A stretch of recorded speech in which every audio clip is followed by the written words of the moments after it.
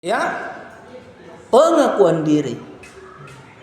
Dalam artian kita harus tawadu, merendahkan hati. Alladzina yamshuna 'alal ardi hauna wa idza khatabahumul jahilun qalu salama. Berjalan di muka bumi ini dengan rendah hati.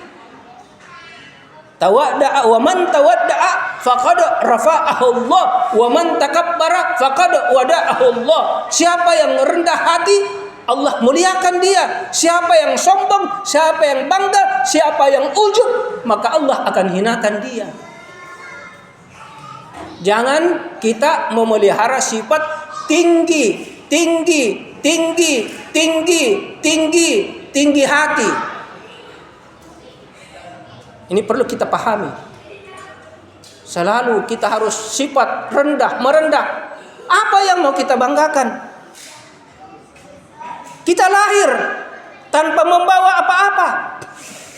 Kita lahir dilahirkan oleh ibu, dibantu oleh bidan. Kemudian kita mati, diusung kita dengan keranda oleh orang mati. Kita dipakaikan kafan, pakaian hanya kita bawa dengan selembar kain putih, masuk ke dalam tanah. Tidak ada yang kita bawa. Apa yang mau kita sombongkan? Jadi mari jangan tinggi. Saya selalu usahakan di grup. Jangan tinggi hati, tetap rendah hati. Allah berfirman di dalam hadis qudsinya. Ini karena tiba masa lagi saya bahasa. Artinya begini. Ada dua sifatku yang tidak akan siapapun manusia bisa mengikuti dari salah satu sifatku. Sifat keagungan, sifat kemuliaan atau kemuliaan al-azim dan al-akbar. Sifat kebesaranku. Tidak ada orang yang bisa mengikutinya. Wa man na'azani minhuma wahidatan, siapa yang mengikuti salah satu dari kedua sifat itu, faqad alqaituhu finnar, maka saya akan celupkan dia ke dalam neraka. Jadi jangan merasa memuliakan, menyanjung diri. Jangan kita terlalu menupuk dada.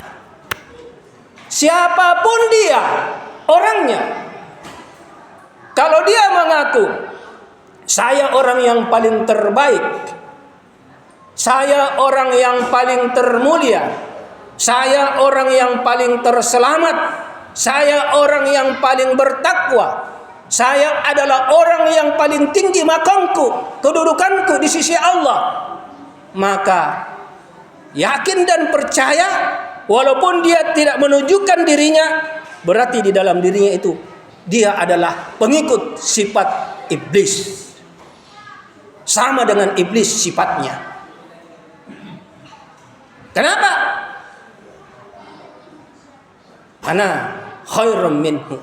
Iblis pernah berkata kepada Nabi Adam, saya lebih baik daripada Adam. Nah ini lagi saya bahasakan, ada sebahagian ustaz yang mengharamkan misalnya untuk mencium tangan dalam artian menghormat kepada orang yang lebih tua.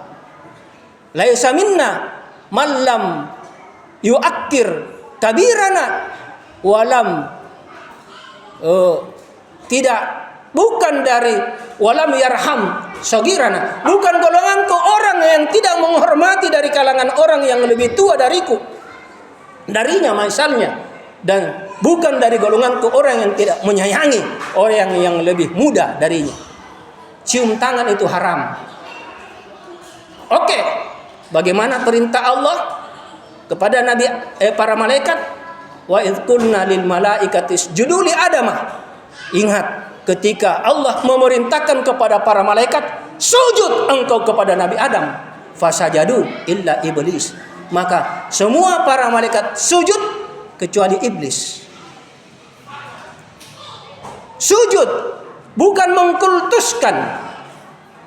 Sujud dalam artian menghormati, menghargai, bahwa Allah menyatakan Nabi Adam lebih mulia kedudukannya dari para malaikat. Allah suruh sujud kepada malaikat untuk sujud, bukan bung hamba.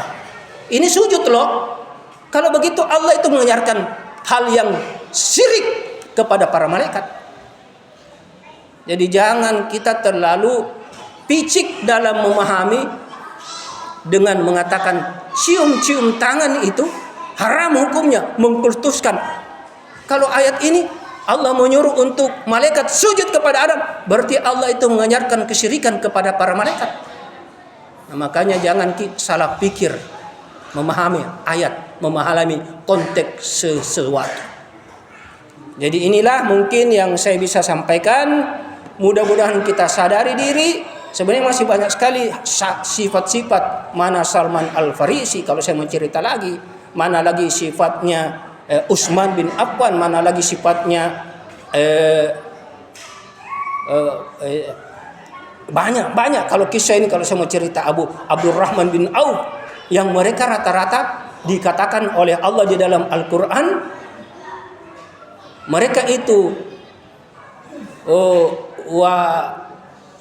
dan mereka memberikan apa yang mereka telah perbuat. Yang intinya di sini dikatakan oleh Allah, walladzina yu'tuna ma atau wa quluhum wajilah wa annahum ilaihi rabbihim yarji'un.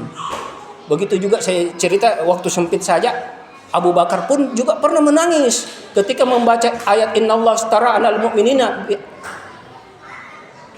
bi anna lahumul jannah, ya. Beliau menangis tapi waktu sempit, ya. Abu Bakar menangis waktu dibacakan ayat, dia membaca Allah telah membeli dirinya orang mukmin dengan bayaran surga. Beliau menangis terseduh. Ditanya, "Kenapa engkau menangis wahai Abu Bakar?" "Saya menangis karena saya mengingat artinya kita telah dibeli oleh Allah. Bagaimana kalau seorang pembeli mau membeli segala sesuatu, pasti yang dia mau lihat barangnya banyak yang cacat. Kalau ada yang cacat, pasti tidak mau diambil. Sementara kita ini akan dipilih oleh Allah, sudah dibeli oleh Allah. Sudah ingin mau diambil oleh Allah. Bagaimana kalau kita kembali, kita akan dilihat, dihisap oleh Allah. Begitu banyaknya cacat-cacat aib dosa-dosa kita. Jadi jangan dituduh, dibilang terlalu menghina-hina diri, melebihi daripada sifatnya Nabi. Nah, sifat sahabat Nabi begitu rendah. Intinya jangan tinggi hati, rendah hati. Ya. Barakallahu li wa lakum fil Qur'anil Karim.